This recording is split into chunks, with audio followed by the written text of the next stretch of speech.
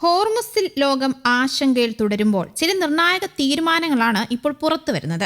കടലിടുക്ക് വീണ്ടും തുറക്കുന്നതിനും മേഖലയിലെ സുരക്ഷ ഉറപ്പാക്കുന്നതിനുമായി ബ്രിട്ടന്റെ നേതൃത്വത്തിൽ ബഹുരാഷ്ട്ര സൈനിക ദൗത്യം ആരംഭിക്കുന്നതായി റിപ്പോർട്ടുകൾ. ഇറാൻ ഏർപ്പെടുത്തിയ ഉപരോധത്തെ തുടർന്ന് ആഗോള ഊർജ്ജ വിതരണത്തിലുണ്ടായ പ്രതിസന്ധി പരിഹരിക്കാനാണ് ബ്രിട്ടനും ഫ്രാൻസും ചേർന്ന് ഇത്തരമൊരു നീക്കത്തിന് തുടക്കമിട്ടിരിക്കുന്നത്.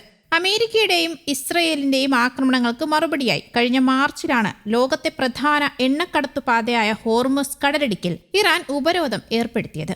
ആഗോളതലത്തിൽ വിതരണം ചെയ്യപ്പെടുന്ന എണ്ണയുടെ 1/5 കടന്നുപോകുന്ന ഈ പാത അടഞ്ഞതോടെ അന്താരാഷ്ട്ര വിപണിയിൽ എണ്ണവില കുതിച്ചുയരുകയും ആഗോള വിതരണ ശൃംഖല താറുമാറാവുകയും ചെയ്തിരുന്നു. നിലവിൽ അമേരിക്കയും ഇറാനും തമ്മിൽ വെടിനിർത്തൽ പ്രഖ്യാപിച്ചിട്ടുണ്ടെങ്കിലും കടലിടുക്കിലൂടെയുള്ള കപ്പൽ ഗതാഗതം ഇപ്പോഴും സുരക്ഷിതമല്ല എന്ന വിലയിരുത്തലിലാണ് ബ്രിട്ടൻ. ബ്രിട്ടീഷ് റോയൽ നേവിയുടെ അത്യാധുനിക യുദ്ധക്കപ്പലായ HMS ഡ്രാഗൺ ഇതിനകം തന്നെ മേഖലയിലേക്ക് തിരിച്ചു കഴിഞ്ഞു. കടലിലെ മൈനുകൾ നീക്കം ചെയ്യുന്നതിനുള്ള ഡ്രോണുകൾ, ശത്രു ഡ്രോണുകളെ പ്രതിരോധിക്കാനുള്ള ആധുനിക സംവിധാനങ്ങൾ, ടൈഫൂൺ യുദ്ധവിമാനങ്ങൾ എന്നിവയുൾപ്പെടെയുള്ള സന്നാഹങ്ങളാണ് ബ്രിട്ടൻ സജ്ജമാക്കിയിരിക്കുന്നത്. ഫ്രാൻസിന്റെ ആണവോർജ്ജത്തിൽ പ്രവർത്തിക്കുന്ന വിമാനവാഹിനി കപ്പലായ ചാൾസ് ഡി ഗല്ലയും ഈ ദൗത്യത്തിന്റെ ഭാഗമാവും. ജർമ്മനി, ഇറ്റലി, കാനഡ, ഓസ്ട്രേലിയ ഉൾപ്പെടെയുള്ള 40-ലധികം രാജ്യങ്ങളുടെ പിന്തുണ ഈ നീക്കത്തിനുണ്ടെന്നാണ് റിപ്പോർട്ടുകൾ സൂചിപ്പിക്കുന്നത്. ബ്രിട്ടന്റെയും ഫ്രാൻസിന്റെയും ഈ നീക്കത്തിനെതിരെ ഇറാൻ ശക്തമായ മുന്നറിയിപ്പുമായി രംഗത്തെത്തിയിട്ടുമുണ്ട്. ഹോർമുസ് കടലിടുക്കിലെത്തുന്ന ഏതൊരു വിദേശ യുദ്ധക്കപ്പലിനും ഉടനടി ശക്തമായ മറുപടി നൽകുമെന്ന് ഇറാന്റെ ഡെപ്യൂട്ടി വിദേശകാര്യമന്ത്രി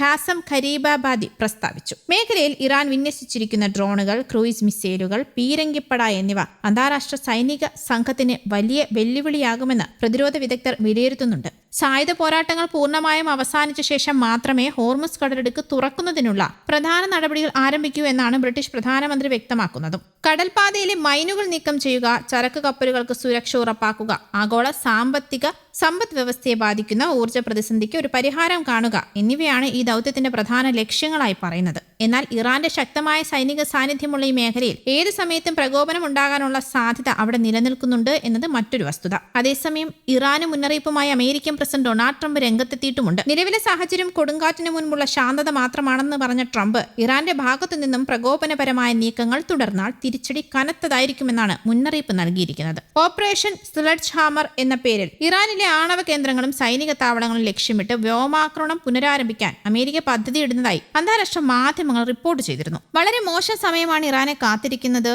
എന്ന ട്രംപിന്റെ പ്രസ്താവന മേഖലയിൽ ആശങ്ക വർദ്ധിപ്പിച്ചിരിക്കുകയാണ്. ഹോർമുസ് കടലിടുക്കിലൂടെ സഞ്ചരിക്കുന്ന കപ്പലുകൾക്ക് ടോൾ ഏർപ്പെടുത്താനുള്ള ഇറാന്റെ നീക്കമാണത്രേ ഈ പുതിയ തർക്കങ്ങൾക്കുള്ള പ്രധാന കാരണം. യുദ്ധകാലത്തുണ്ടായ സാമ്പത്തിക നഷ്ടം നികത്തുന്നതിനായി കടലിടുക്കിൽ പ്രൊഫഷണൽ ട്രാഫിക് മാനേജ്മെന്റ് സംവിധാനം ഏർപ്പെടുത്തുമെന്നും ഇതിലൂടെ പോകുന്ന കപ്പലുകളിൽ നിന്ന് ഫീസ് ഈടാക്കുമെന്നും ഇറാൻ പാർലമെന്റ് ഉന്നത ഉദ്യോഗസ്ഥൻ ഇബ്രാഹിം അസീസി വ്യക്തമാക്കിയിരുന്നു. എന്നാൽ ഇറാന്റെ ടോൾ പിരിക്കാനുള്ള നീക്കം അന്താരാഷ്ട്ര നാവിക നിയമങ്ങളുടെ ലംഘനമാണെന്നാണ് അമേരിക്കയുടെ വിലയിരുത്തൽ. തങ്ങളുമായി സഹകരിക്കുന്ന രാജ്യങ്ങൾക്കും വാണിജ്യ കപ്പലുകൾക്കും മാത്രമേ ഈ റൂട്ടിലൂടെ സുരക്ഷിതമായ യാത്ര അനുവദിക്കൂ എന്ന നിലപാടിലാണ് ഇറാൻ. ശത്രു രാജ്യങ്ങളുടെ സൈനിക വിമാനങ്ങളോ കപ്പലുകളോ ഈ വഴി കടന്നുപോകാൻ അനുവദിക്കില്ല എന്ന് ഇറാൻ വൈസ് പ്രസിഡന്റ് മുഹമ്മദ് റിസ ആരിഫ് ആവർത്തിച്ചിട്ടുമുണ്ട്. ഹോർമുസ് കടലിടുക്കിൽ പുതിയ നിയന്ത്രണ മേഖലകൾ ഉൾക്കൊള്ളുന്ന ഭൂപടം ഇറാനിയൻ റവല്യൂഷണറി ഗാർഡ് കോർപ്സ് പുറത്തുവിട്ടിട്ടുണ്ട്. ഇതാണ് ഡൊണാൾഡ് ട്രംപിനെ പ്രകോപിപ്പിച്ച പ്രധാന വസ്തുത. News desk Kerala Kaumudi.